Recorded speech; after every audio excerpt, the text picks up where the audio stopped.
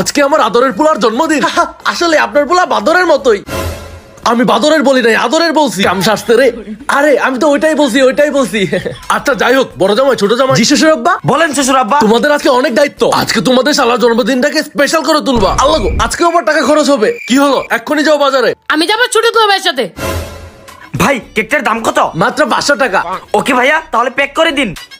আরে ছোট জামাই, তুমি এখানে কেক কিনতে আসছো? হ্যাঁ, শ্যামল কালীবাড়ি জাকারি ভাইয়ের দোকানটা অনেক ভালো। তুমি এখানে কেন আসছো? আমি একটা কার্টুন নিতে আসছি। হ্যাঁ জানতাম কিপটা নয় কেক না নিয়ে কার্টুনে নিয়ে যাবে। আরে আমি একটু আগে এখান থেকে একটা কেক নিয়ে গেছি, কিন্তু কার্টুন নিতে ভুলে গিয়েছিলাম, তাই না ভাইয়া? হ্যাঁ, আমার দোকানে তো অনেক কাস্টমারই আছে, হয়তো নিয়েই গেছেন। 2 মিনিট দাঁড়ান, আমি এখন আপনাকে খালি প্যাকেট দিচ্ছি। লোকটা কি আমার থেকে আসলে কেক নিছে? থাকা, আমি তো ভালো মানুষ। উপরেরটা খালি প্যাকেট আর নিচেরটা কেক ওয়ালা প্যাকেট। হ্যাঁ, কিছু তো একটা করতে হবে এখন কথা বলার ফাঁকে কেক ওয়ালা প্যাকেটটা উপরে দিয়ে দেই। আচ্ছা ভাই, উপরের কেকটা না খালি, এটা আমি নিয়ে গেলাম। হ্যাঁ, ছোট জামাইকে বলদ বানিয়ে কেকটা নিয়ে নিলাম। ভাই আমি আমার কেকটা নিয়ে যাই, চল বিপ্লব।